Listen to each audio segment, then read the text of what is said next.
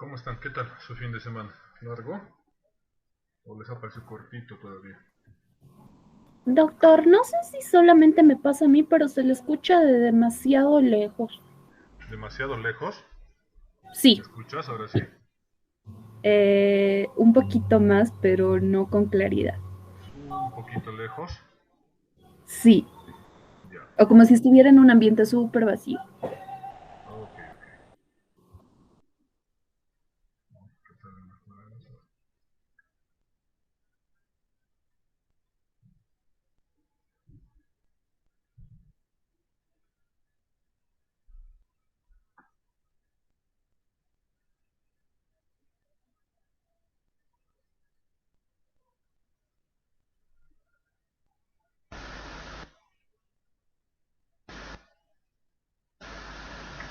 ¿Ahora sí me escuchas? ¿Un poquito más? Sí, doctor, ahora está mucho mejor. Gracias, muchas gracias por hacerme notar. Bueno chicos, empezaremos. ¿Qué tal? ¿Cómo han estado? ¿Bien?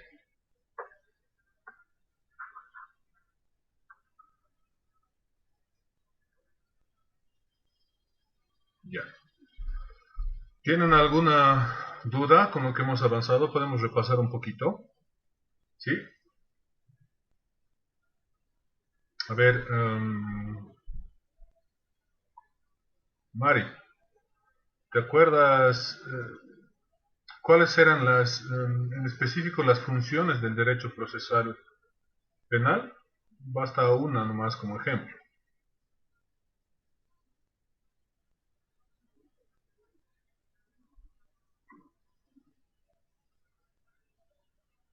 ¿Sí te acuerdas? Buenas noches, ¿no?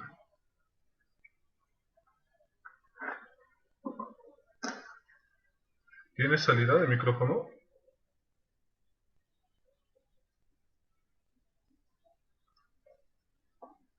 ¿Alguien se acuerda cuáles eran las funciones del derecho procesal penal? ¿Sí? Eh, Doctor, Dime. si mal no recuerdo, se refiere a dos funciones. Una es la material y la otra sería la formal. Excelente, Rafael, excelente.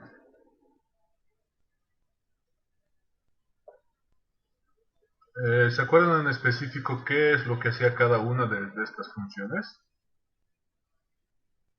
Uno. Nelson. Eh, la, Dime, ay, Rafael, dime. La función material se encarga específicamente de la averiguación del hecho delictuoso, y esta está dirigida más que todo a poder definir la responsabilidad penal Excelente, o civil excelente. del autor.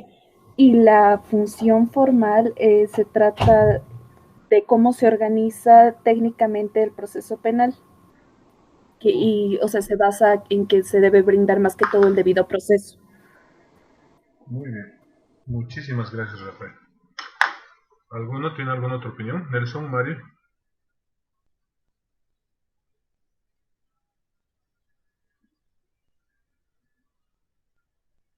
nadie. Bueno, vamos a ir haciendo estas dinámicas todas las clases, chicos, ya, por favor, porque, como les digo, a mí me interesa más la participación que simplemente sea una transmisión de conocimientos y que ustedes puedan leer las diapositivas, que después ustedes van a poder leer los temas que les voy a pasar a ustedes, ¿no? Que prácticamente va a ser el examen. La participación para mí es muy importante, como les decía, los trabajos prácticos no son difíciles, pero específicamente en esta materia la participación es muy muy importante para que podamos tomar también en nota cómo estamos avanzando y yo también vaya mejorando el sentido tal vez de la explicación o tal vez algo que no me están pudiendo entender, pero bueno, gracias, te agradezco Rafaela, has tomado atención en todos los puntos. Eh, Les agradezco a todos los tres por estar presentes hoy día, nos faltan bastantes, ¿no? En la lista creo que ya hemos crecido a 18, pero hoy estamos en 3 nomás, ¿ya? ¿Se acuerdan que hemos dicho que el derecho procesal penal, a modo de refrescarnos, porque hoy día vamos a ver otro tema específicamente de la unidad número uno, que son las fuentes del derecho, pero nos tenemos que acordar específicamente para poder tomar en cuenta qué son las fuentes del derecho, cuáles son las características del derecho procesal penal. la anterior clase hemos hablado que las características del derecho procesal penal específicamente es que es público, es interno, es formal, es instrumental, es científico, autónomo y realizador. Cada una de estas características tiene su propia definición, es decir, su propia función en específico en el derecho procesal penal. Hemos dicho que es público porque tiene un carácter general específico y específicamente porque el Estado tiene la capacidad del jus punendi, por así nomás decir, ¿verdad? Y dentro de las demás características que vamos a poder mencionar de lo que es el derecho procesal penal, ¿ya? No tenemos, creo, ninguna duda con lo que hemos avanzado en la anterior clase, ¿verdad? ¿Tienen alguna duda? ¿Algo les ha quedado pendiente? Nada.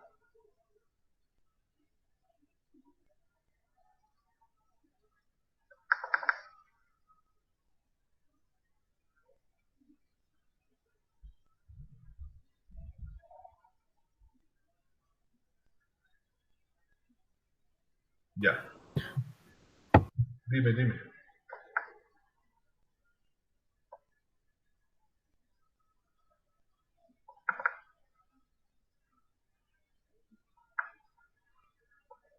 Ya. Entonces voy a empezar a compartir mi pantalla. Vamos a avanzar el tema de las fuentes. Continuando la unidad 1, se están dando cuenta que es un poquito extensa esta unidad y un poquito los primeros temas son un poco ampulosos en el tema de que vamos a poder avanzar todas estas circunstancias, ¿ya? Ahorita voy a empezar a compartir pantalla. No se preocupen, no me voy a abrir. Ahora sí.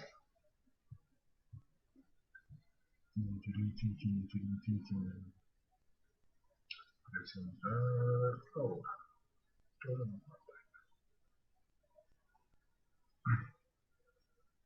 ¿Pueden ver mi pantalla? ¿Sí? Sí, doctor, se ve. Muchas gracias, Rafael. Entonces hoy día, como les decía, vamos a seguir pasando la unidad 1, específicamente la parte 2, que ya nos vamos a referir en específico a las fuentes del derecho procesal penal. ¿Ya? Es importante que tomemos en cuenta qué son las fuentes del derecho procesal penal. Seguramente ustedes en todas sus materias de carrera les han explicado qué es una fuente, de dónde deriva, de qué palabra deriva, pero nosotros ya nos corresponde tomar en cuenta qué tipo de fuente es la que vamos a usar directamente en esta materia que ya se dedica a un procedimiento en específico. Porque ustedes recordarán que han tenido materias, por así decirles, iniciales, que la fuente era en específico la situación por la cual nacía la palabra del latín y muchas otras situaciones. Pero en este caso tenemos que ser más concretos y específicos en lo que queremos fundamentar como una fuente, ¿ya? Generalmente las fuentes del derecho procesal penal, o en este caso de cualquier materia procesal, siempre son derivadas y son las que emanan del conocimiento y de un alcance que va a ser en específico en la materia del carácter punitivo del Estado hacia la sociedad y en el carácter sancionador y reparador, en este caso a una víctima. ¿Ya? No podemos hablar de fuentes si es que no vamos a tocar un punto de vista jurídico, en este caso, en el derecho procesal penal. ¿Ya? He tratado de resumir lo más que he podido en las diapositivas. Ustedes cuando ya tengan el tema van a poder leer un poquito más lo que es el detalle de la transcripción de la fuente. ¿Por qué vamos a aludir a una fuente específicamente directa al procedimiento? Porque entendemos que desde el punto de vista jurídico obviamente va a ocupar y va a significar la organización en el sentido en el que podamos nosotros desmarañar las raíces de por qué necesitamos generar un procedimiento en específico para la ley sustantiva en este caso. En este caso, ¿cuál sería nuestra ley sustantiva? El Código Penal, ¿verdad? ¿Por qué? Porque necesitamos en este sentido, como la ley procesal penal es de interés público, es ya más decir de conocimiento general de toda la población, necesitamos que exista un ente rector, que en este caso va a ser nuestro Estado, quien va a tener la facultad de poder iniciar este proceso, en su entendido, y poder determinar si es que existiera el castigo. Entonces, si se dan cuenta, la fuente del derecho procesal penal es muy importante de determinar en el sentido en el que vamos a poder determinar quién es el órgano rector, ¿Quién es el órgano legislativo? ¿A qué personas nos va a controlar legítimamente esta fuente? Porque esta fuente va a derivar de una situación jurídica que va a nacer de un hecho o un acto que pueda producir en este caso un delito, ¿verdad? O un bien o una infracción a una ley o alguna otra situación que no siempre vaya a ser punible con años de cárcel, ¿ya? En este entendido vamos a poder ver dos fuentes principales, ¿ya? Una que es la fuente directa y otra que es la fuente indirecta. ¿Por qué vamos a hacer mención en las fuentes directas y en las fuentes indirectas? Porque principalmente son las que vamos a manejar en el derecho procesal penal, ¿ya? Porque podríamos ir a las fuentes materiales, a las fuentes de conocimiento, pero esas ya son más técnicas de otra materia procesal en el sentido no tan específico de un tema sancionador como es el derecho procesal penal. La fuente directa es específicamente la que produce la ley, o en este caso la autoridad constitucional encargada de dictar la norma jurídica que le dan existencia al derecho penal. Entonces, ¿quién sería la fuente primaria de la ley de la producción penal? En este caso. En este caso, nuestra producción de normas, de leyes, es nuestro órgano legislativo, ¿verdad? Ante ellos hay todo un procedimiento para la aprobación de una ley, el tratamiento de una ley, de una norma, de un decreto que ustedes ya deben conocer, o si no conocen, vamos a ir tratando de explicarles también otro poquito, ¿verdad? Entonces, este es el factor y la autoridad, y en este caso el poder constitucional que tiene esta autoridad encargada de poder hacer una fuente directa del derecho procesal penal. Ustedes ven y van a ver en las noticias que no solamente tenemos nuestro Código de Procedimiento Penal, ¿verdad? Tenemos nuestra ley Marcelo Quiroga Santa Cruz, tenemos nuestro propio procedimiento Niñez y Adolescencia penal, tenemos incluso una ley que sanciona el delito contra el biocidio, no sé si han podido escuchar ayer, un biocidio realmente muy lamentable ha sucedido ayer en Villa Copacabana. Un señor ha procedido a torturar a un perrito, lo ha tenido días sin comer, lo ha amarrado y al final lo ha terminado degollando, ¿verdad? Ese delito, por ejemplo, ha lastimado a la sociedad y específicamente hay una ley específica que le ha dado el sentido al biocidio. Antes, el matar a un animal no tenía una pena constitutiva, en realidad, por así decirlo, no era delito, por así tomarlo, porque no estaba tipificado, y hoy ya las penas incluso toman a los animales como un bien y un recurso natural, imprescriptible, que es de la madre tierra, por ejemplo, desde la ley de la madre tierra, ¿verdad? Si se dan cuenta cuán importante es poder determinar este principio, esta fuente directa, porque es la fuente directa que durante todo el tiempo, el transcurrir del tiempo, nos ha dado una directriz en el procedimiento penal, ¿verdad? Antes no existían, por ejemplo, los delitos informáticos. Hoy se han agregado causales, se han agregado tipos, no, claro, tan amplias como deberían ser, o deberían ser más específicas en el sentido, perdón la palabra, ¿verdad? En el tema de delitos informáticos, que por ejemplo que a uno le hackeen su cuenta, le saquen las fotos, las publiquen, específicamente está normal y está castigado, pero no como tal en el específico de poder, por así decirlo, hurtar imágenes privadas y la confidencialidad. La Constitución Política del Estado prevé y protege la intimidad y la privacidad como un derecho principal e incluso hasta derecho humano, ¿ya? Entonces, se van a dar cuenta que una fuente directa es importantísima en el derecho procesal penal. De ahí es que nosotros vamos a poder tomar conocimiento de nuestro código procesal, con nuestro código de procedimiento penal, ¿verdad? El que nos dice las directrices de cómo tenemos y vamos a aplicar nuestro procedimiento en cada paso de lo que tengamos que seguir, dependiendo en cada tipo de delito como lo vayamos a hacer, ¿verdad? Antes no teníamos una ley determinada, por ejemplo, en el sentido disciplinario para los fiscales.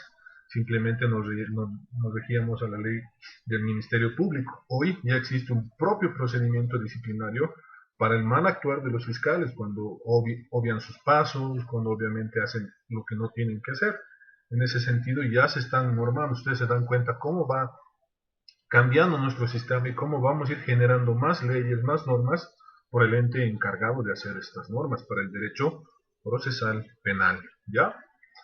Y una fuente indirecta es específicamente lo que va a determinar el sentido del derecho procesal penal, lo que le va a dar la vida a la sociedad. Vamos a poder decir que esta fuente primaria es la facultad que tiene el Estado de poder castigar, ¿verdad? Porque por el momento esta facultad que tiene el Estado es una facultad subjetiva, ¿verdad? Porque todavía no sabemos, ni yo ni ustedes al momento, ahorita hemos cometido ningún delito, entonces el Estado todavía no nos puede castigar porque nosotros como personas, como seres del Estado Plurinacional de Bolivia, nos reviste una serie de garantías constitucionales y jurisdiccionales que por el momento, mientras no hagamos nada, somos, por así decirlo, intocables, ¿ya? Entonces, si se han dado cuenta, es más importante un poco la fuente directa. Ya la fuente indirecta es darle al Estado la facultad que él tiene de poder ejercer ese jus punendi, ¿verdad? Esperen un momentito, alguien acaba de solicitar admitir. Ya lo hemos admitido. Volvemos. Ya, se ve mi pantalla, ¿verdad? Sí, doctor. Gracias, Rafael. Entonces, nosotros vamos a ocupar más, hablar en el específico de lo que son más fuentes directas, ¿verdad? Como ya les veía mencionando, ustedes han podido ver un montón de las que están pudiendo ver en la pantalla de en otras materias, ¿verdad? Pero a nosotros nos ocupa hablar de todas estas fuentes directas del código, perdón, del derecho procesal penal, para que podamos entender por qué surge, por qué es la necesidad de tener un procesal penal, un procedimiento penal, ¿verdad? Aquí yo le he aumentado que es la política criminal, por si acaso. Ustedes van a ver que en el PGO o en el temario del PGO no se encuentra la política criminal, no se preocupen. Esta no va a entrar como pregunta de examen, simplemente es para que ustedes la conozcan y ustedes vayan actualizando. Porque hoy estamos en un mundo que va actualizándose en todo sentido y vamos generando más principios, más fuentes, incluso vamos a poder generar las situaciones que necesitamos, ¿verdad? La mayoría de ustedes ya la conocen, pero vamos a ir conociendo por qué existe cada fuente en el derecho procesal penal, ¿ya? Hasta aquí, ¿tenemos alguna duda con las fuentes primarias? Perdón, con la fuente directa, indirecta. Naranjas. Estamos bien entonces, ¿no? Ustedes entienden y conocen que la constitución política del Estado en la mayoría de los estados, porque vamos a entender que hay otros que tienen otro tipo de régimen constitutivo en su estado, la constitución política del Estado es la ley madre, es la norma suprema de todo ordenamiento jurídico estatal. Por eso se le dice la norma jurídica suprema positiva, que va a regir en un Estado estableciendo la autoridad, la forma del ejercicio de la autoridad y los límites del órgano público. Nuestra constitución política del Estado, en este caso la última, la del 2009, es más proteccionista y garantista en cuanto a derechos y garantías constitucionales, ¿ya? Desde ahí que nuestra constitución política del Estado viene siendo una fuente primaria y principal del derecho procesal penal, porque desde su artículo 14 nos dice, parágrafo 1, que todo ser humano tiene personalidad, arreglo y capacidad jurídica ante la ley, y goza de que estos derechos estén reconocidos por la Constitución Política del Estado. Entonces, significa que la Constitución Política del Estado me está dando la guía principal de que los derechos y garantías que están en el Código de Procedimiento Penal se me respeten de forma equitativa, que gocen de un derecho primario, que gocen de un derecho igualitario. Entonces, la Constitución Política del Estado viene siendo esta norma específica como fuente del derecho procesal penal, como norma madre, como norma rectora, porque la Constitución Política del Estado también nos dice, nadie puede ser sometido a un proceso sin que exista un debido proceso o una iniciación de un proceso, una causa justa, como le dicen, un principio procesal, ¿verdad? Principio de igualdad, o un principio principal de la Constitución Política del Estado es el artículo 115, por ejemplo, que tal vez ustedes lo deben conocer y es el más usado por casi la mayoría. El artículo 115 en su parágrafo segundo nos dice que el Estado garantiza el debido proceso y el derecho a la defensa justa, pronta y plural.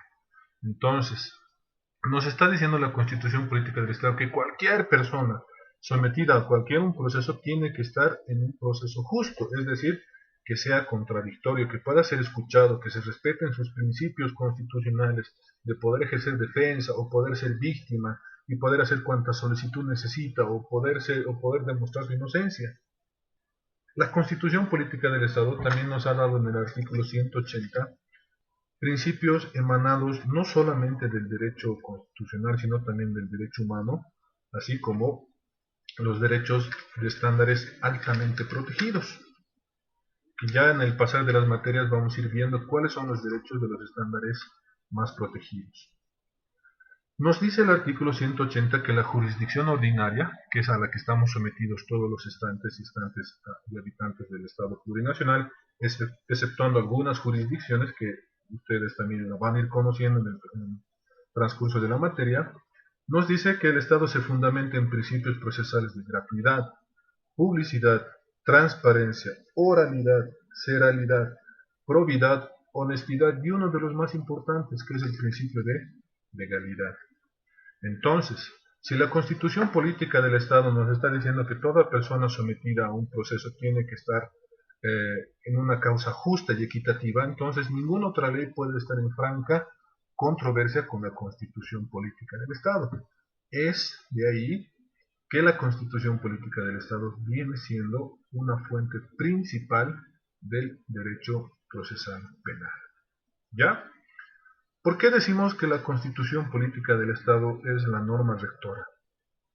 Porque ustedes van a entender que la Constitución Política del Estado no solamente maneja pues criterios y un conjunto de principios y garantías constitucionales, sino que también la Constitución Política del Estado hoy prevé, desde su artículo 510 y el 511, el bloque de constitucionalidad, que toda norma que pueda ser favorable en cuanto a derechos primordiales, en este caso derechos y garantías humanas, tiene mejor rango de ley que nuestra Constitución Política del Estado. Obviamente va a pasar por todo un ejercicio de aprobación por la Asamblea Legislativa para que este tratado, este derecho humano que haya podido ser actualizado o reconocido, sea ejercitado en Bolivia. Porque no solo porque lo diga un tratado, un derecho, va a ser automáticamente aplicado en Bolivia. Tiene todos unos requisitos a pasar por la Asamblea Legislativa y eso ya es un poco del derecho procesal constitucional. ¿Ya?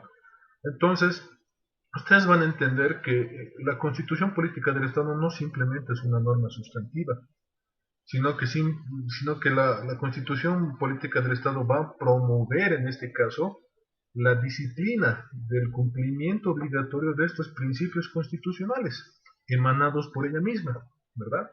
Porque la Constitución Política del Estado nos enseña que nosotros tenemos derechos y tenemos deberes. Ustedes ya saben, donde empieza mi derecho, termina el tuyo, la mayor parte de los ejemplos, ¿verdad? Entonces, nadie puede hacer más de lo que la ley no manda. La Constitución Política del Estado dice que yo tengo el derecho a la presunción de inocencia, que inclusive hasta que no se dicte sentencia ejecutoriada, yo soy inocente. O la calidad y la forma en la que puede ejercer una víctima, que la Constitución Política del Estado también lo prevé, ¿verdad? Entonces, ¿cómo es tan importante que poder entender la Constitución Política del Estado? Hoy en día ya no solamente nos sirve estudiar el Código de Procedimiento Penal, sino nos sirve estar ocupados en un código al lado de nuestra Constitución y al lado de nuestra jurisprudencia y nuestra doctrina, para poder entender bien cómo se está ejerciendo cada artículo en específico y cada procedimiento en lo que vayamos a manejar. ¿Ya? ¿Tienen alguna pregunta con este punto?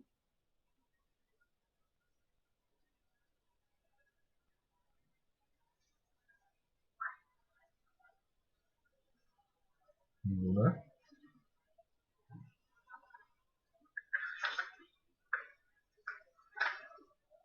Ya, podemos continuar entonces, ¿no? Hemos hablado que la Constitución Política es una de las normas supremas, pero también cuán importante es poder determinar con una ley procesal específica como una fuente directa de nuestro derecho procesal penal. ¿Por qué necesitamos una fuente directa como ley procesal para el derecho penal? porque en específico necesitamos enmarcar, como dicen muchos jueces que yo he escuchado y muchos abogados, necesitamos marcar las reglas de cancha, necesitamos marcar las reglas del juego, ¿verdad? Porque toda ley sustantiva necesita una forma en la cual vamos a aplicar. Hoy ustedes ven muchas observaciones a muchas leyes que dicen no, el reglamento está mal, que no se puede aplicar, que no se puede determinar una situación. Entonces, pero eso no es porque la ley sea mala, sino por la forma en la que se está aplicando, ¿verdad? Porque si nosotros tenemos una ley que a mí me parece el Código de Procedimiento Penal una ley muy funcional, pero en específico ya la forma de operarla es muy diferente porque nos manda una sana crítica y cada quien interpreta su artículo como le parece bien, y es que la necesidad que tenemos que recurrir al Tribunal Constitucional para que este ente rector nos analice esta controversia entre dos pensamientos diferentes o dos análisis para que puedan determinar cuál es la determinación correcta, ¿verdad? Si no tuviéramos una ley procesal como fuente directa del derecho procedimiento penal, no tendríamos una razón de ser, no tendríamos un ente regulador o un funcionamiento correcto para que organice el procedimiento penal. ¿Qué pasaría si no tuviéramos la calificación de una medida cautelar, por ejemplo, ¿verdad? Me voy a ir al extremo, de una detención preventiva en algún centro penitenciario, ¿verdad? Tendríamos un vacío jurídico en el sentido en el que cualquier persona podría cometer un delito sin poder estar resguardado o presentarse ante una autoridad competente. Incluso podríamos estar ante el peligro de fuga inminente, ¿verdad? Y ya, pues, si estoy haciendo simples suposiciones, ¿ya? ¿Cómo es importante que nosotros contemos y conozcamos esta ley procesal como fuente directa? ¿Por qué? Porque ustedes ya conocen, y si hay alguna duda con el código penal, por favor avísenmela para que después no haya una ley cuando ya, perdón, no haya un problema cuando empecemos a avanzar en específico procedimiento.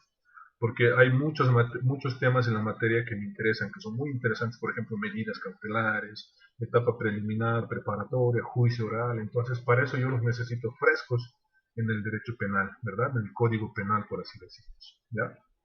Porque vamos a determinar, ya les había hablado, necesito que ustedes, por lo menos a la realización de una audiencia de medidas cautelares, nosotros sepamos bien en qué cancha estamos parados. Entonces, para eso necesitamos saber y conocer la ley procesal, ¿ya?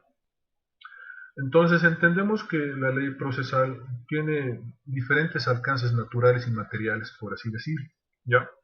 Porque no solo es para la aplicación de un estudio, sino para que este estudio y esta aplicación de este procedimiento se sigan bajo las reglas del juego que les decía hace rato.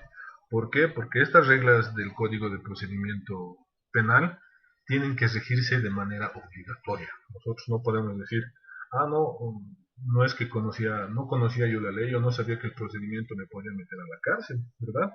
Ustedes ya conocen que nadie puede alegar ignorancia a la ley a menos de ciertos casos determinados, ¿ya? ¿Hay alguna duda con esta fuente de la ley procesal?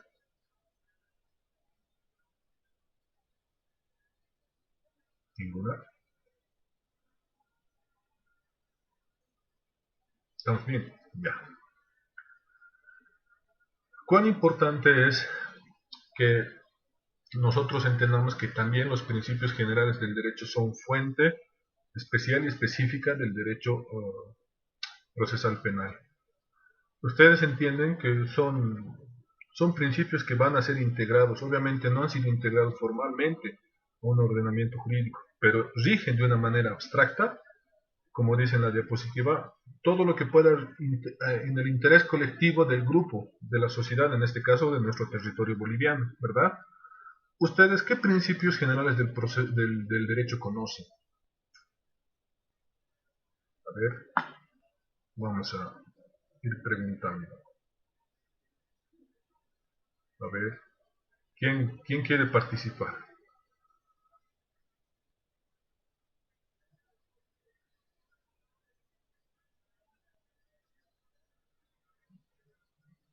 Nadie. ¿Han llevado introducción al derecho? Sí, ¿verdad? Doctor, ¿uno puede ser el principio de legalidad? Ya, perfecto. ¿Por qué? Porque a través de este se garantiza también el debido proceso. Ya, está bien, Rafael. ¿Alguien más?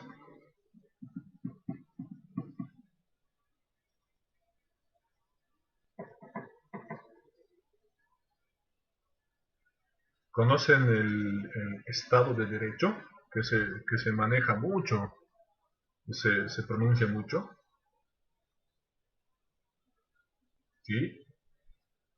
Mari, Nelson, Víctor,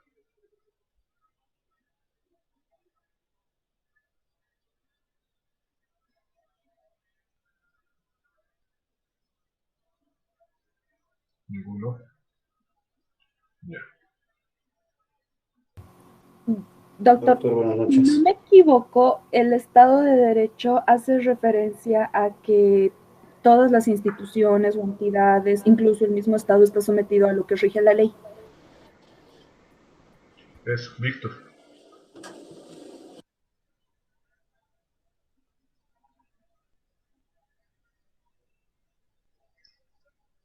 Gracias, Rafaela. Sí, en específico es eso. Nosotros nos regimos bajo una jurisdicción y una competencia, un territorio y un límite, ¿verdad? Entonces, nosotros tenemos el Estado tiene, nosotros estamos obligados a cumplir lo que nos dice la ley y el Estado está obligado a respetar nuestros derechos como ciudadanos, ¿verdad? El Estado de Derecho es simplemente vivir en franca y estricta armonía de lo que la ley dice y de lo que la ley señala, es decir, en cumplimiento de la ley.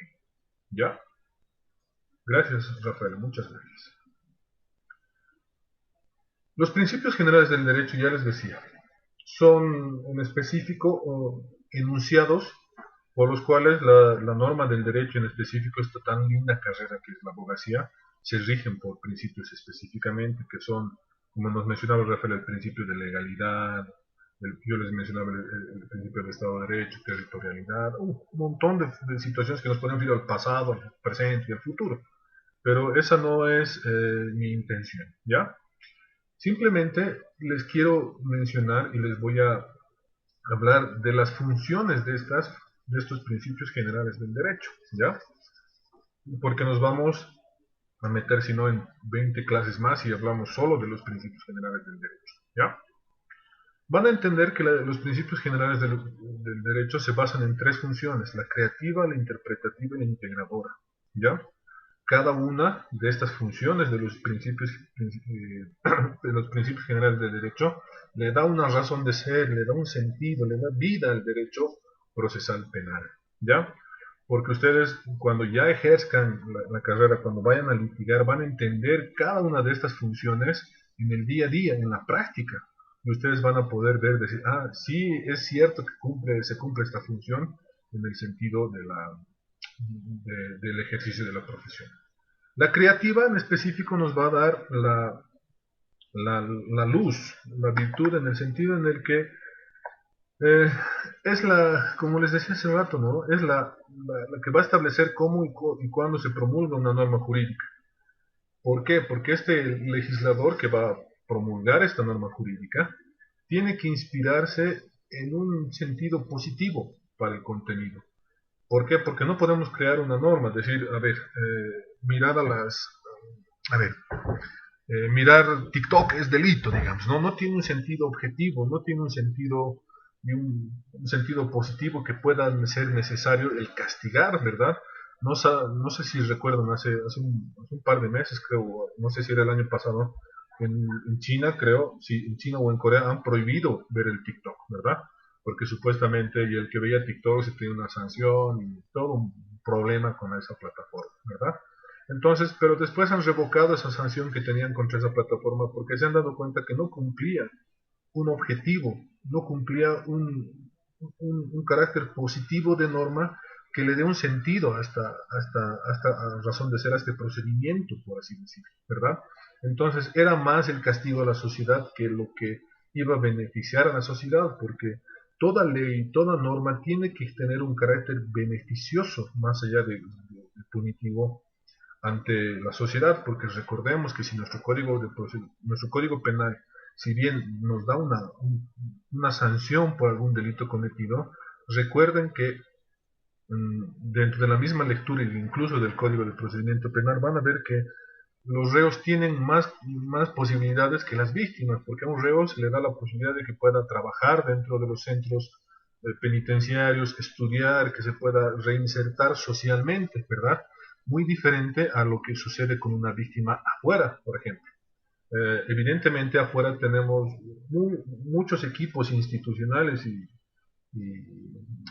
equipos multifuncionales en el sentido de víctimas, por ejemplo, contra la violencia, ¿verdad? Activan el equipo psicológico, el equipo social, hacen las valoraciones, necesita terapia psicológica, hacen peritajes psicológicos, pero ¿qué pasa, por ejemplo, con una víctima de estafa, ¿verdad?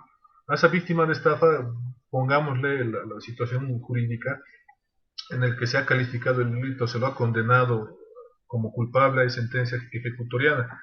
Esta víctima tiene que peregrinar durante todo el tracto administrativo procedimental, que es lo que decía también Rafael en la primera clase, si no me equivoco, de llegar al juzgado de sentencia para poder recuperar el dinero, pónganse que ha sido por un préstamo de dinero o por algún otro tipo de negocio jurídico patrimonial, ¿verdad? Entonces, esta víctima no tiene pues esa función, por así decirles, positiva, o por así decirles, inspirada en que sea una norma que tenga una función creativa de decir, esta víctima, ¿cómo la podemos proteger? ¿Cómo le podemos devolver ese bien jurídicamente protegido que se le ha vulnerado, que se le ha quebrantado por esta persona, ¿verdad? Porque recordemos que incluso ha habido un abogado muy famoso que se ha vuelto cobrador de deudores, ¿verdad? Específicamente hay algo que los deudores hoy se han vuelto, son pequeños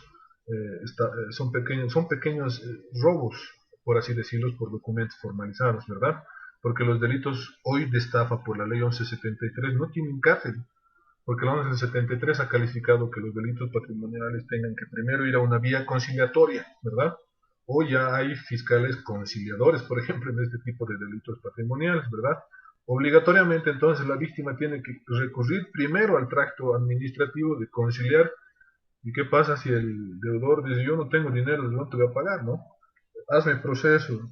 Entonces se dan cuenta el sentido que no hay un poco de reinserción en este caso pero para el imputado o para el acusado sí, porque él mismo puede pedir una salida alternativa, un perdón judicial o algún otro tipo de condición por la cual se beneficie y no llegue a la cárcel, ¿verdad? Evidentemente la víctima va a tener que seguir toda su vida en juez de ejecución para poder rematar sus bienes, no sé, un montón de trámites que tiene que hacer. Entonces, por eso hay muchas personas, hay muchas víctimas que dejan ahí el proceso, ¿verdad? Y dicen, no, más voy a gastar en abogados, en jueces, en hacer mis trámites, en todo esto para poder recuperar mi platita, por ejemplo, ¿verdad? Que tampoco sucede en muchos casos, por ejemplo, de violencia. Entonces, la función creativa va en específico a eso, a que podamos pensar que esta norma tenga un beneficio social, positiva, en el sentido en el que sirva en el contexto por el cual podamos fundamentar la existencia de esta norma. ¿Ya? La función interpretativa de los principios generales del derecho, o bueno, de los principios del derecho, implica que toda la norma tiene que ser analizada e interpretada específicamente por el operador que la está haciendo, o por, en este caso, el proyectista que la va a llevar, ya saben, al trámite, ¿verdad? Para que pueda tener una, un entendimiento cabal, que todas las personas que lo vayan a ejecutar o la vayan a necesitar puedan entender esta ley, que no sea confusa, no sea dudosa, pueda ser de fácil interpretación para todo aquel que pueda necesitarla, por ejemplo, ¿verdad? Yo pueda leer un articulado o un específico procedimiento en el que diga, este es el camino por el cual puedo seguir, qué sé yo, para tal vez el resarcimiento de mis daños, o poder hacer mi denuncia, o poder activar la vía penal, ya sea privada o por el Ministerio Público, se dan cuenta, ¿verdad? La función integradora va en específicamente a señalar que estos principios del derecho penal van a ir a llenar un vacío legal, por ejemplo, ¿no? Que pueda convertirse en un sistema en el sentido que nosotros no podamos tener ese vacío legal, porque ese vacío legal va a generar un desfaz jurídico y ese desfaz jurídico va a generar un error jurídico. Y ese error jurídico va a generar muchas nulidades a futuro, ¿verdad? Que es lo que ahora muchas autoridades evitan, por ejemplo, ¿verdad? A veces cuando la norma no nos dice una cosa, pero una sentencia constitucional nos dice qué es lo que tienen que hacer, ahí se ven en problemas los jueces, por ejemplo, ¿verdad? Porque no saben si van a aplicar la norma o van a aplicar la sentencia constitucional, ¿verdad? Pero en este caso ya se han unificado todos los principios, en este caso de función integradora de los principios generales del proceso, que los jueces tienen que interpretar. Por ejemplo, ha salido una sentencia este año, ¿verdad? Que los jueces tienen que fallar en razón de género, por ejemplo, por el caso que ha sucedido en Cochabamba, si mal no recuerdo, que una jueza ha liberado al principal sospechoso de una violación y un feminicidio grupal, ¿verdad? Una pandilla al atacar a una mujer, la han matado y a este le han dado una medida sustitutiva. Cuestión de que han apelado, la mamá incluso ha llegado a un amparo constitucional para que les revoquen la medida sustitutiva, ha ganado y el Tribunal Constitucional ha operado de propia cuenta sin necesidad de que vaya a recursos de revisión y ha emitido su fallo constitucional diciendo que los jueces en casos de delitos contra violencia contra la mujer tienen la obligación de fallar a favor de género, ¿verdad? Entonces, si se dan cuenta, por ejemplo, en este caso la sentencia constitucional viene cumpliendo una función integradora dentro de los principios del derecho procesal penal, ¿verdad? Porque nos está dando la luz, le está diciendo a las autoridades, bueno, tú ya no tienes el libre albedrío de juez natural el poder fallar a favor, por ejemplo, del reo, en caso de duda, ¿verdad? Que es un principio, sino que en este caso le está dando un principio más favorable a las víctimas, en este caso, de violencia de género, ¿ya? ¿Tenemos alguna duda con las funciones? ¿Ninguna?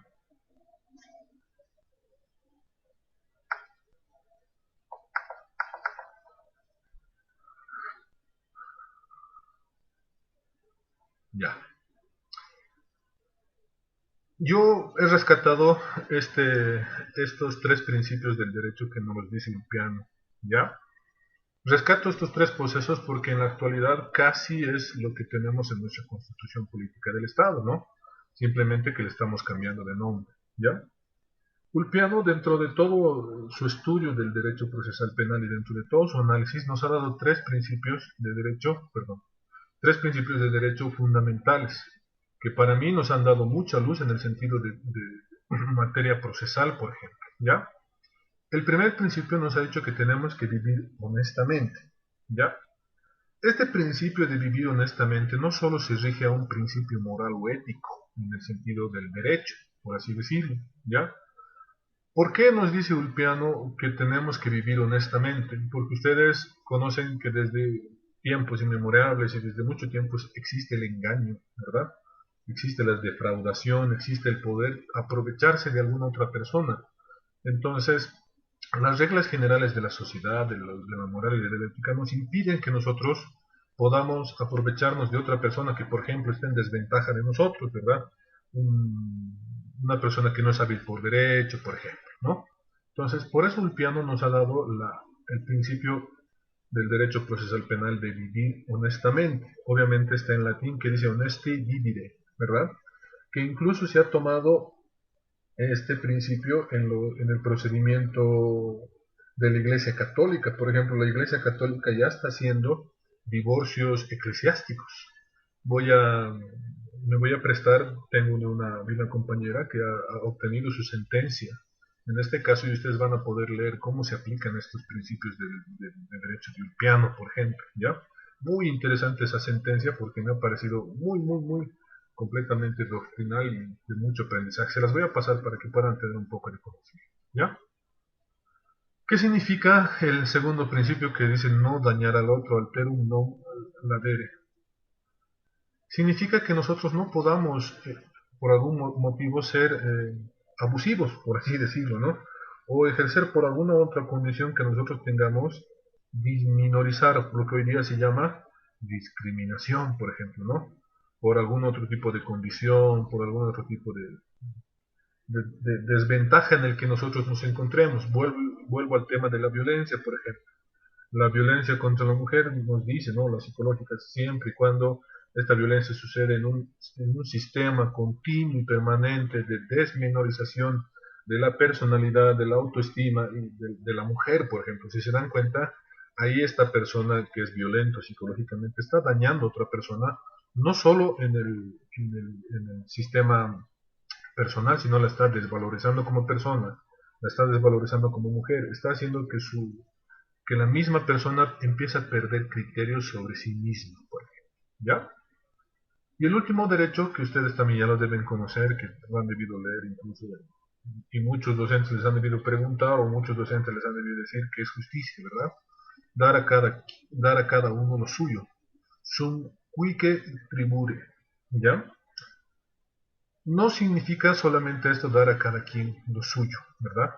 Ustedes van a poder entender que dar a cada quien lo suyo no es que nos corresponde a nosotros, ¿verdad? Ustedes, por ejemplo, le pueden dar a alguien que le pertenece su casa, pueden decir, yo te doy esto a ti porque te pertenece. No, simplemente tenemos la potestad como Estado de poder otorgar, siempre y cuando sean los mecanismos necesarios, reales, evidentes, materiales, que puedan otorgar, dar a cada quien lo suyo. Si a mí me corresponde un derecho por ser, qué sé yo, por ser sordo, por ejemplo, ¿no? Tengo derecho preferente a poder ingresar a los minibuses o a los buses, entonces este derecho va a estar por encima de una persona que no está sorda, por ejemplo, ¿verdad? Entonces, incluso la sociedad nos dice que nosotros hagamos esto. ¿Por qué? Porque ustedes van a ver que esto se practica incluso en la vida cotidiana. Ustedes se suben a un micro, por ejemplo, ¿verdad? Uno se sienta en el borde y viene una persona adulta mayor. Tenemos la obligación de nosotros pararnos y sentar y que se siente, ¿verdad? Porque se presume que esta persona adulta mayor tiene un mejor derecho, perdón, tiene un mejor privilegio que nosotros porque nosotros estamos en una edad más contemporánea, en cambio esta persona adulta mayor está más cansadita, por así decirlo, ¿verdad? ¿Tenemos alguna duda con esto?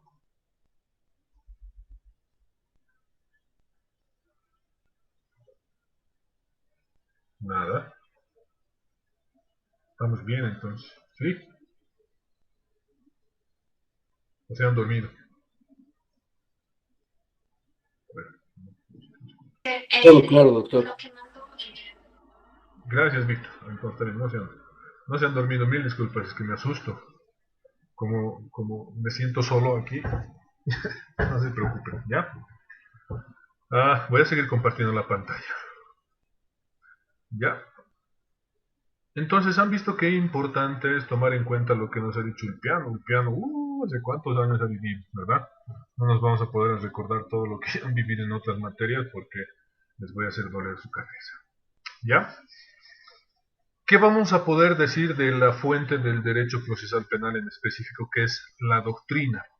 Seguramente ustedes ya saben qué es la doctrina, porque lo han debido ver en un montón de materias, pero en específico en la materia de derecho procesal penal, nos vamos a ocupar de aquellos tratados o tratadistas que han intelectualizado, han procesado, han uniformado, han podido darle un sentido al derecho procesal penal. Recordemos que hace mucho tiempo no existían, por ejemplo, el tema de licenciados, masterados, doctorados, postdoctorados, de altos estudios nacionales. Entonces, existía una persona en específico que le ha dado el interés por hacer un estudio específico de una materia, en este caso el derecho procesal penal, ¿ya? Y en específico ha vuelto a este estudio su filosofía, su razón de ser. Por eso es que la doctrina es muy importante en el sentido de la aplicabilidad como fuente. ¿Por qué? Porque ustedes van a ver y ustedes han podido leer un montón de libros que les han podido dar en sus PGOs. Se tratan de producciones intelectuales, que incluso hasta la fecha siguen habiendo producciones intelectuales maravillosas, por ejemplo. Yo recién me he comprado un libro hoy o ayer de garantías jurisdiccionales y constitucionales de un abogado de Sucre. Realmente una doctrina muy linda en el cuanto a la delimitación y al análisis que hace de la jurisprudencia constitucional, ¿verdad? Que incluso él se ha tomado el tiempo, no sé cuántos años le habrá tomado, pero ya nos ha dado un análisis propio de la aplicabilidad de las sentencias constitucionales. Ahorita que lleguemos a la jurisprudencia, voy a leer una sentencia con ustedes para que puedan entender cómo se califican las sentencias de carácter de estándar más alto, por ejemplo, ¿verdad? La anterior vez les he pasado en su grupo una sentencia constitucional. ¿Se acuerdan qué sentencia era?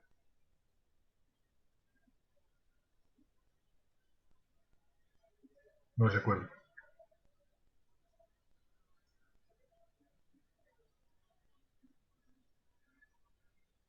Y aquí me sale que la han descargado todos. Menos el doctor Gibbs. Ya, mentira. Entonces, ustedes van a entender qué es eso. Es la compilación de material intelectual. Es la compilación de tratadistas en específico de la doctrina procesal penal que nos han dado una luz uniforme. Nos han dado una luz específica en el sentido del entendimiento procesal constitucional. Nos han dado diferentes obras en el sentido en el que se están aplicando incluso hasta el día de hoy. ¿Ya?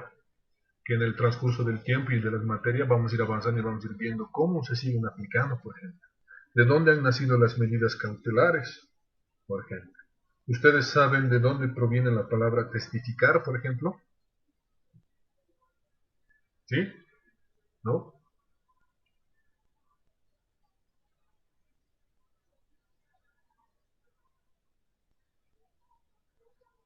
Ya. Ahorita los voy a hacer práctica, no se preocupen. Entonces, vamos a poder entender que la doctrina es el conjunto de estudios realizados por tratadistas especializados en la materia que han exigido una uniformidad del estudio del derecho procesal penal. En específico, estos tratadistas se han dedicado a estudiar el derecho procesal penal en todas sus vertientes, por así decirlo. De estos estudios han nacido la aplicabilidad del Código Penal, el Código del Procedimiento Penal y las demás leyes, los derechos principales, los principios procesales, por ejemplo. De estas doctrinas han salido todos esos actuados y esos artículos y esos denominativos que hoy los tenemos transcritos en nuestra ley, es decir, en nuestro Código de Procedimiento Penal. ¿Ya? Nuestras clases son hasta las 8:30, ¿verdad?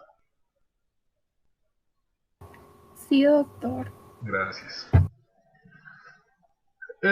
Yo considero más la equidad como un principio del derecho procesal penal, ¿ya? Pero como les digo, esto es una opinión mía, más allá de lo que nos genera y nos dice el PGO, ¿ya? Pero la equidad ustedes siempre la van a entender, y se los he leído hace rato en el artículo 14 de la Constitución Política del Estado y en el artículo 109 en específico de la Constitución Política del Estado, que nos dice que todos gozamos de un principio de equidad. Aquí está. Los derechos reconocidos en la Constitución son directamente aplicables y gozan de garantía y protección igualitaria, ¿no? Entonces, esa es la equidad. La equidad es una situación por la cual, por ejemplo, como lo que hablábamos hace rato, existe un vacío legal, ¿no? Este vacío legal siempre tiene que estar actuado, siempre va a tener que actuar en el marco de la justicia, para que no exista un desfaz jurídico, como les decía hace rato, y vulneremos el derecho de alguna de las partes intervinientes en el proceso penal, ¿verdad? O en el proceso, en la acción penal, por así decirlo, ¿verdad? ¿Por qué? Porque una parte se va a sentir agraviada y la otra parte se va a sentir beneficiada. Entonces no podemos tener el carácter de decir qué parte es la que tiene mejor beneficio, ¿verdad?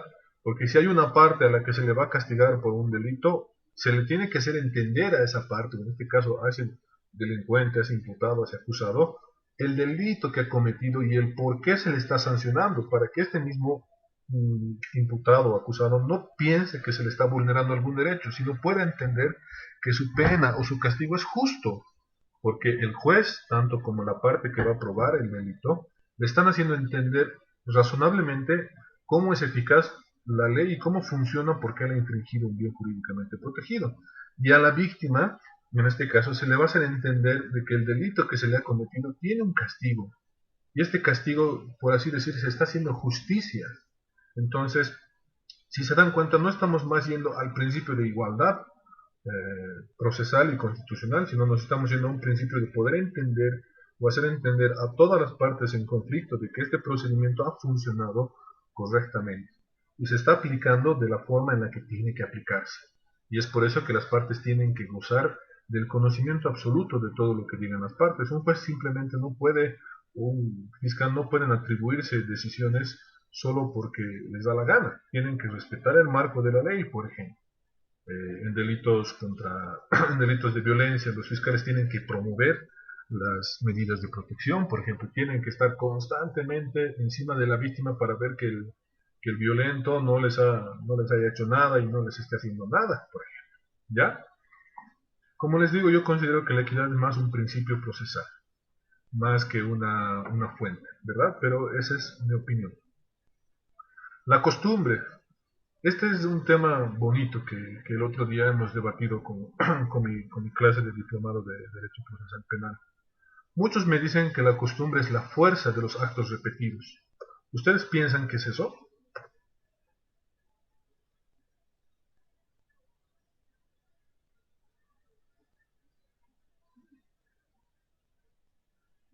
¿Piensan que la costumbre es específicamente la obligación de cada acto de cumplimiento? Por ejemplo, no sé, tenemos que ir al colegio bien peinados, con nuestros lentes, con nuestros zapatos lustrados, con nuestra corbata, nuestro moño a 5 centímetros de aquí. Ese carácter obligatorio, por así decir, de costumbre, además de volverse repetición, ¿se va a volver en un carácter necesario, por ejemplo? ¿Qué creen ustedes?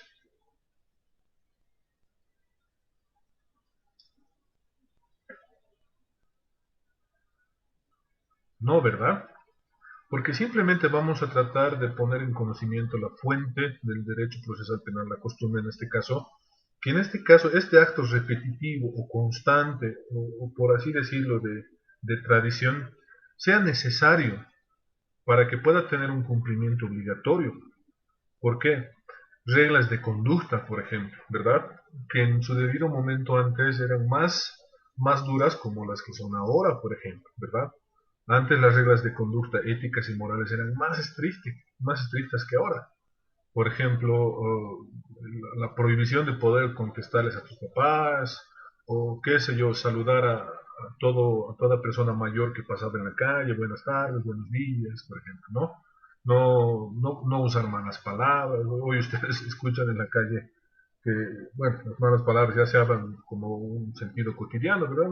Yo no manifiesto algo ilegal, por ejemplo, en ese sentido, ¿ya?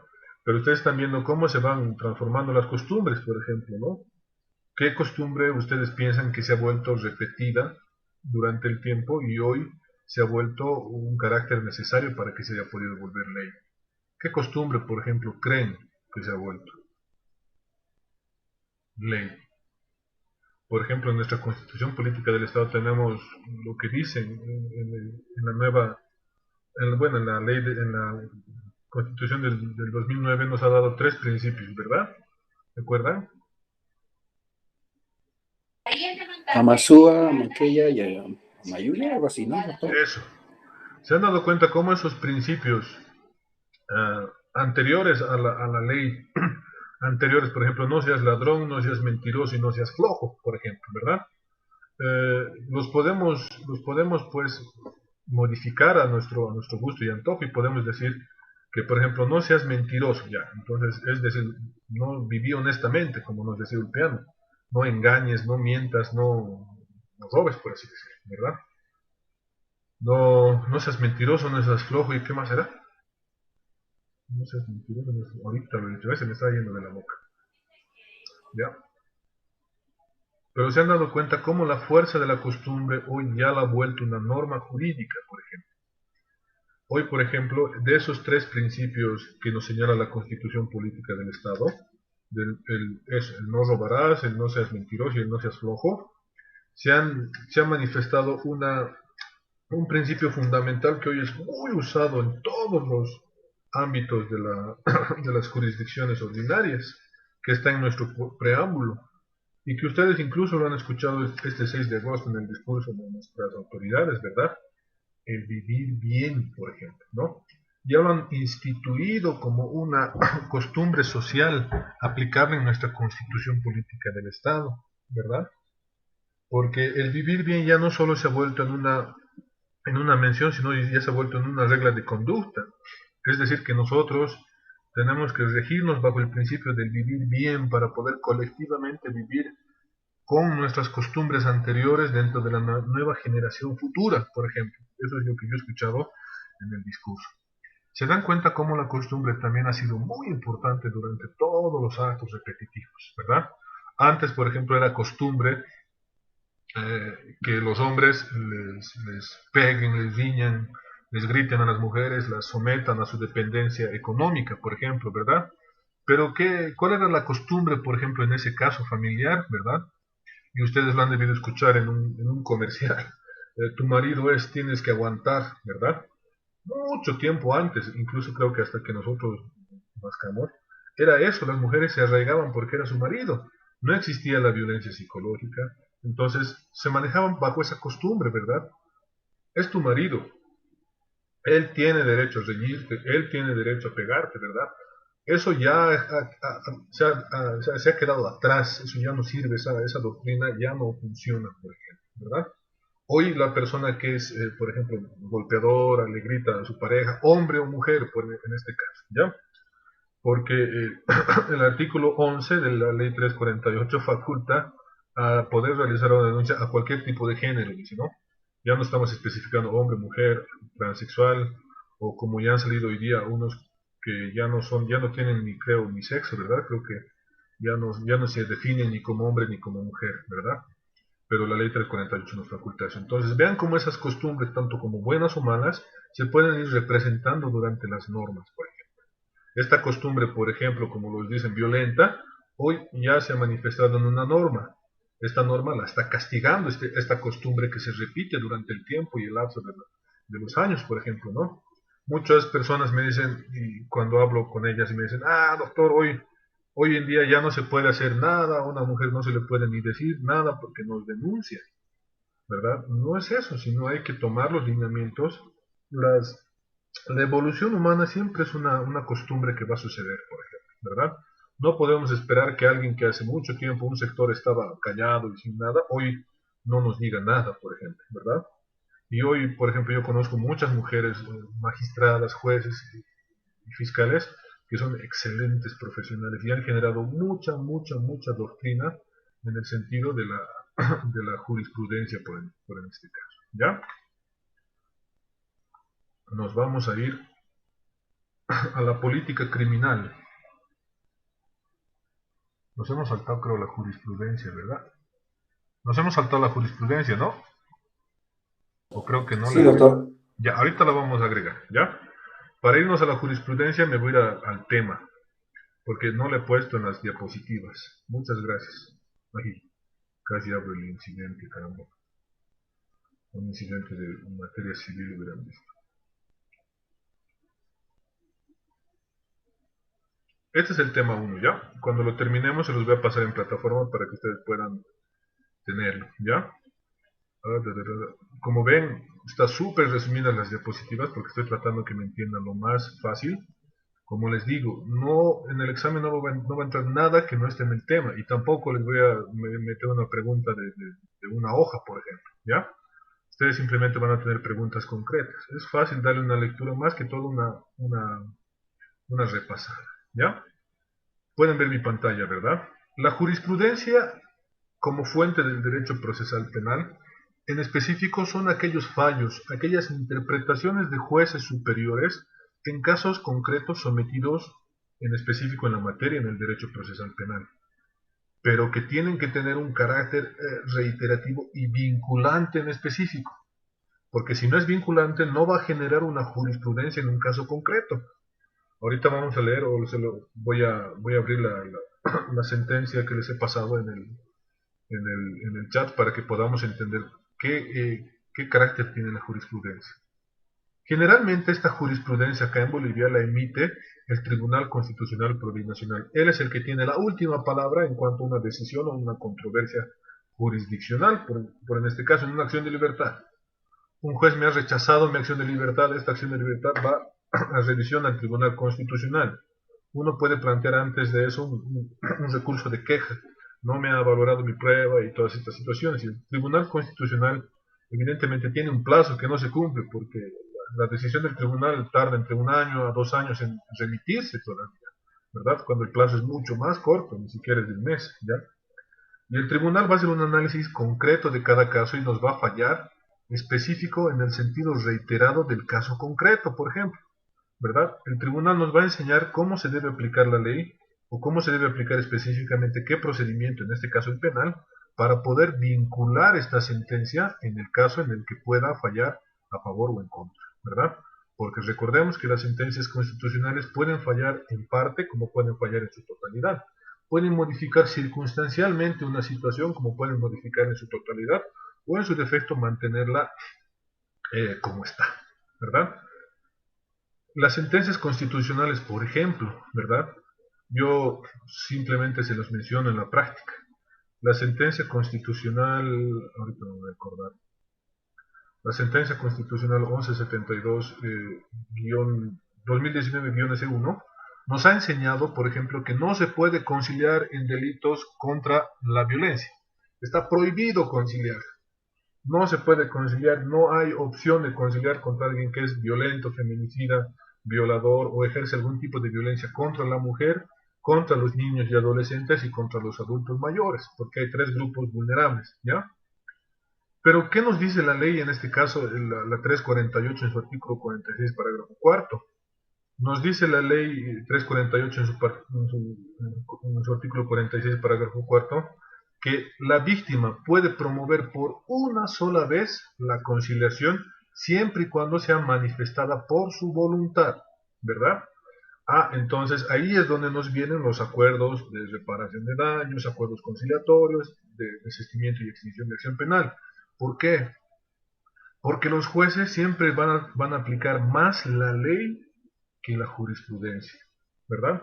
Porque van a decir, mientras no hay una modificación a la 348 y me declaren inconstitucional el artículo 46 o específicamente el parágrafo cuarto, yo voy a seguir aplicando porque esto es lo que nos dice la ley. Porque la prohibición de conciliar que me está diciendo el Tribunal Constitucional es en un caso específico. No me va a abarcar en específico en todos los casos, porque todos los casos son diferentes. ¿Ya? La jurisprudencia es muy importante y ustedes siempre que manejen cualquier materia, manejen mucha jurisprudencia. Sea que ustedes sean administrativos, litigantes, en familia, en civil, en tributario, en administrativo, como les digo, sean dependientes, manejen mucha jurisprudencia. Esa es la facilidad y ¿cómo les puedo decir? Que el abogado es muy, muy diverso en todo el sentido. Por eso dicen que nuestra materia es la que conoce y de la que nacen todas las materias, donde no hay un protocolo, donde no hay un reglamento, donde no hay una ley que todas las personas están cumplidas a obligar. ¿Por qué les he puesto como fuente del derecho procesal penal la política criminal? ¿Verdad? Porque ustedes siempre van a conocer en el transcurso de su carrera y cuando ya sean profesionales, que el crimen va cambiando, las estrategias de crimen van mejorando, por así decirlas, porque siempre se han puesto políticas criminales en contra y en lucha del crimen, por ejemplo, ¿verdad? Trata y tráfico, antidrogas, fuerza especial contra la lucha de la violencia, por ejemplo, ¿no? Entonces siempre va a existir una forma, una modalidad en cómo se pueda enfrentar o cómo va a cambiar la forma del delito, ¿ya? ¿Cómo es esta situación en la que en el entorno, por ejemplo, social, se modifican las formas de secuestro, por ejemplo, ¿verdad? Antes los secuestros eran diferentes, ¿no? A uno lo seguían en el colegio, en su trabajo, y lo pegaban o lo engañaban. Ahora ya hay taxi secuestros, ¿verdad? Uno se sube a un taxi y de pronto ya lo secuestran. O le hacen sacar todo su dinero del cajero, por ejemplo, ¿verdad? No sé si ustedes han visto la modalidad del secuestro que por ejemplo, les llaman a las mujeres que hacen eso escupidoras. Uno se sube al minibús, les escupen, automáticamente uno empieza a quedarse dormido, o les roban todo, o se lo sacan, y ya sabe Dios qué es lo que pasa, ¿verdad? Y ya es ahí donde vienen las personas desaparecidas, por ejemplo, ¿verdad? En el tema de drogas, por ejemplo, las personas que manejan la droga tienen una modalidad diferente y ustedes han podido ver si es que lo ven en el internet o han podido ver en cable, por ejemplo, alerta aeropuerto, ¿verdad? ¿Cómo hacen pasar la droga? En forma de maletas, en forma de shampoos, droga líquida, droga seca, otro tipo de drogas. Entonces, siempre la delincuencia va a ir modificando su forma de operar. Y es por eso que necesitamos una política criminal como fuente del derecho procesal penal, porque esta nos va a delimitar una estrategia y la organización específica para poder combatir la delincuencia en específico. ¿Ya? Ustedes van a ver hoy, han debido ver cada fin de año, por ejemplo, cada principio de año se lanzan planes, ¿verdad? Antes, el año pasado creo que se lanzó el plan Sariri o el plan, no me acuerdo, Papá Noel, por ejemplo, para evitar robos en las fiestas, por ejemplo, ¿no? Los delincuentes ahora están procediendo a operar entre dos, entre tres, cortan la mochila, o mientras uno les está charlando, les está pidiendo plata, el otro ya les ha robado, por ejemplo, ¿no? Y por ejemplo, en este caso la policía, el ministerio de gobierno encargan a la gente, por favor, se les pide que se cuiden, que si una persona se les acerca de esta forma, de esta otra forma, no le tomen atención, no le hagan caso. Se dan cuenta cómo es tan importante la política criminal hoy en día. Para mí la política criminal es una fuente del derecho sui generis, de nueva generación, ¿verdad? No está inscrita en los libros anteriores y en las doctrinas, por ejemplo, ¿ya? No está en algún libro. Si van a conseguir esta transcripción en este específico de la política criminal en el libro, en el tratado de, si no me equivoco, de Zapata. Se los voy a pasar también en foto, o si es que alguno quiere, le presto y se hace fotocopiar, no hay ningún problema. ¿Ya? ¿Tenemos alguna duda con las fuentes del derecho? Porque ya simplemente nos faltaría ver el día jueves, que es lo que nos toca, nos faltaría ver el tema de la relación y la conexitud del derecho procesal penal con otras materias, que es nuestro punto 3, ¿ya? Que ese también ya está trabajado y el mismo viernes. ¿Tienen alguna duda? ¿Alguna pregunta?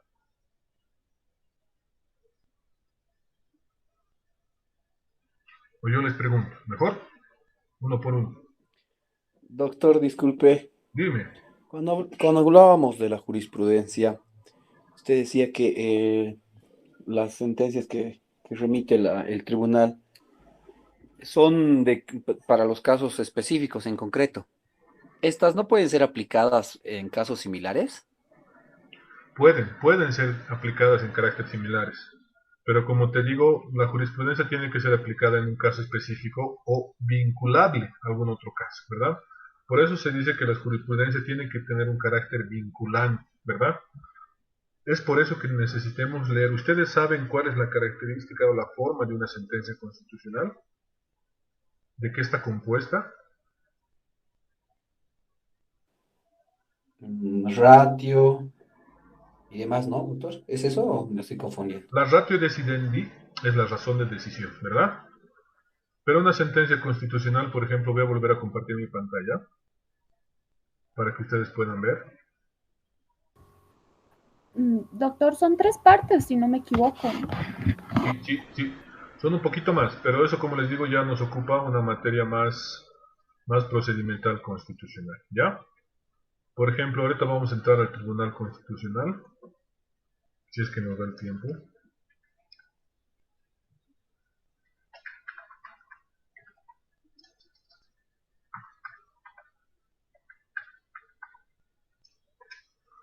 Aquí tengo una sentencia, ¿ya? Tribunal Constitucional.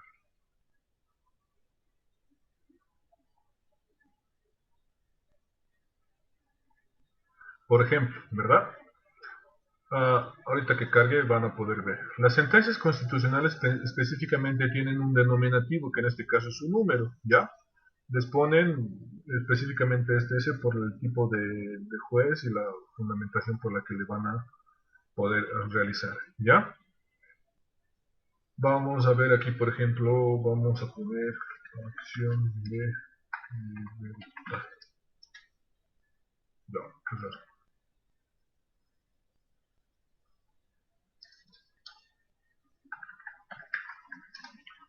O mi internet está lento. Acá está, por ejemplo, ¿vean? Hemos buscado una acción popular, solamente para que conozcamos. Confirmadora, fundadora, eso van a llevar o han debido llevar en derecho procesal constitucional, ¿ya?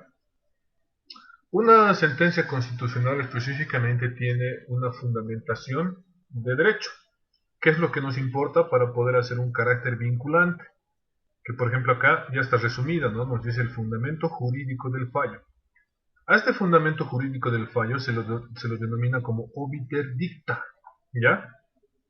En este fundamento jurídico del fallo pueden encontrar la parte en específica que pueden vincular a un caso concreto, por ejemplo, ¿verdad? Porque la ratio decidendi puede estar dentro de esta obiter dicta o como puede estar dentro de otra parte, ¿ya? La ratio decidendi, por si acaso, no es el por tanto, porque el por tanto es la decisión que asume el Tribunal Constitucional. Por ejemplo, esta es una sentencia muy linda, porque ha revocado una resolución y ha concedido la tutela solicitada en su totalidad en una acción de amparo constitucional para una reincorporación de un trabajo, ¿verdad? Esta sentencia es la sentencia constitucional 015-2018 S4. Esta sentencia constitucional, por ejemplo, es fundadora y a la vez es mixta porque es confirmadora, porque nos está dando la aplicabilidad de los estándares jurisprudenciales más altos. Por ejemplo, esta sentencia constitucional vamos a poder usar para cómo poder aplicar un caso concreto en específico de un derecho invocado, ¿no? Porque acá nos está dando la luz de cómo, por ejemplo, tenemos que aplicar el uso del estándar más alto constitucionalmente hablando, ¿no? En consecuencias prácticas. Entonces, si se dan cuenta, esta sentencia la puedo vincular prácticamente a todos los casos, ¿verdad? Porque me está diciendo el artículo 13 de la Constitución Política del Estado es la obligación de interpretar más favorablemente en materia de derechos humanos. Entonces yo lo voy a vincular siempre que cuando quiera tratar alguna obligación que tenga con un derecho humano mío, ¿verdad? Si se dan cuenta. Tienes razón, Rafael, las sentencias constitucionales están compuestas por tres partes principales. El Tribunal Constitucional nos ha dado simplemente la titulación, la ficha jurisprudencial, como la titulación jurisprudencial en el sentido de una acción de popular o contextualización, es decir, qué tipo de línea es confirmadora, la síntesis de la ratio decidendi y el extracto de la ratio decidendi. Por ejemplo, ven la ratio decidendi aquí es harta, ¿verdad? No siempre es 3 líneas. No siempre va a ser unas 2 líneas. Por ejemplo, aquí está hablando de derechos difusos, por ejemplo, de la madre naturaleza. Pero si nos vamos a la síntesis de la ratio decidendi, nos dice que ha negado la acción popular por la falta de tratarse de derechos individuales homogéneos. Que la acción popular ustedes ya conocen de qué se trata, ¿no? Se pretende de una protección de una copropiedad individual de 50 beneficiarios de un terreno. Entonces han tomado un razonamiento, es decir, que no es un derecho difuso, se dan cuenta, ¿verdad? Entonces ustedes, por ejemplo, en esta sentencia constitucional que les he dado ahorita, la pueden vincular, ¿ya? Acuérdense, les voy a pasar también por el chat un libro muy hermoso del doctor Boris Arias sobre la introducción al análisis de la jurisprudencia constitucional, ¿ya? Eso les va a servir para todas las materias, porque van a poder aprender, como les digo, ya les estoy diciendo de lleno, que ustedes pueden utilizar la fundamentación jurídica que es más llamada como la obiter dicta en área constitucional para poder vincular un caso concreto, ¿no? Si ahorita yo entro al buscador, le pongo sentencia constitucional, por ejemplo, a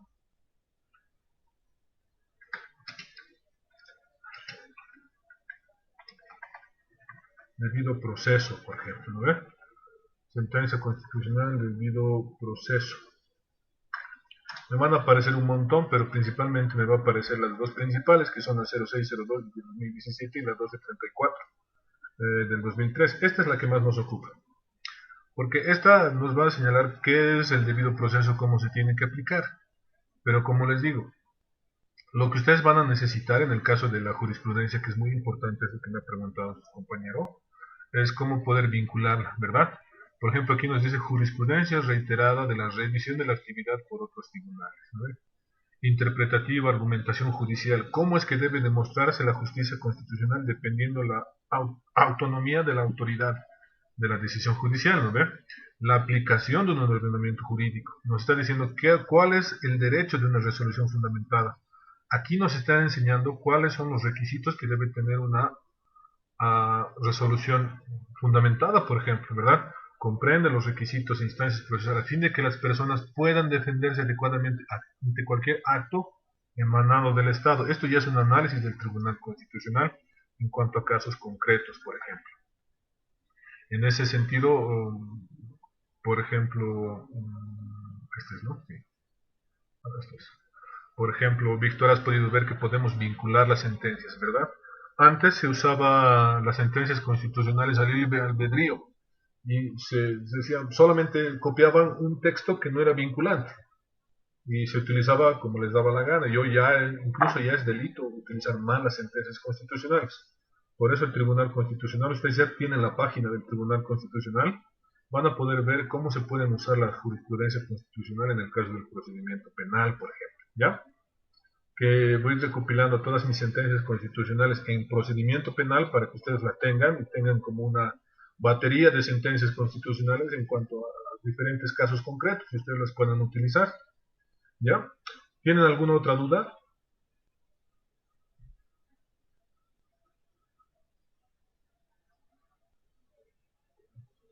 Nada.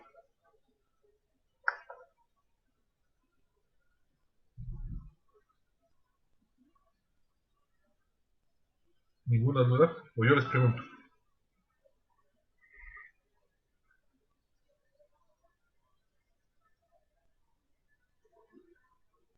Ya, pues, no sé, vamos a lograr.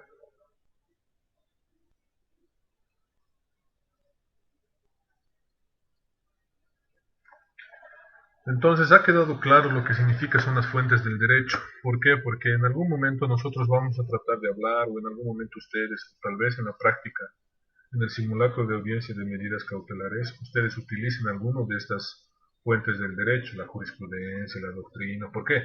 Porque me podrán decir a mí, según el tratadista o según el autor tanto, ha establecido que las medidas cautelares son un instrumento procesal, temporal, digamos, ¿no? Pero me podrán fundamentar, digamos, ¿no? Porque es una fuente del derecho. Qué importante es eso, ¿verdad? Hoy incluso los mismos jueces utilizan tratadistas y autores para poder fundamentar resoluciones, ¿no? Hoy, por ejemplo, existe en casos de delitos de corrupción o en cuanto a los incidentes de extinción de acción penal, la teoría del no plazo, por ejemplo, ¿verdad? Esa teoría del no plazo la ha generado una teoría alemana y después una teoría de Guatemala, ¿ya?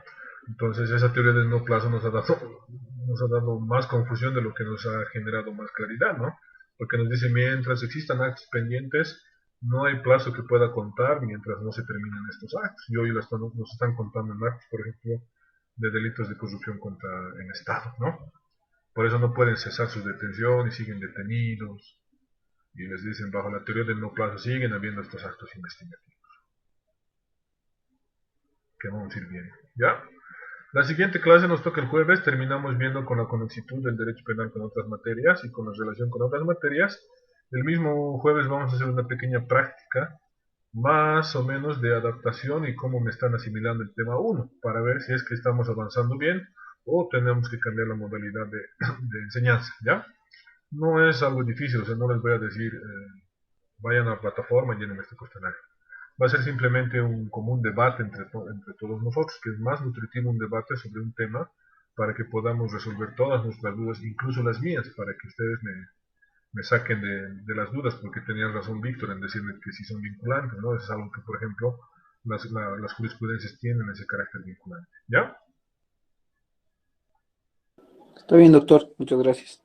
Por favor, nuevamente, si tienen alguna duda, tienen alguna sugerencia, estoy en el grupo.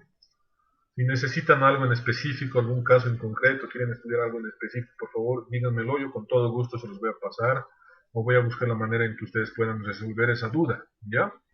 Si esta semana voy a cargar la práctica, por ejemplo, si no es hoy día, la voy a cargar mañana, ya la práctica propia para el primer parcial. Van a estar atentos porque es más que todo una resolución de casos en cuanto al análisis del proceso penal, ¿ya? Está bien, doctor. Está bien, doctor, gracias.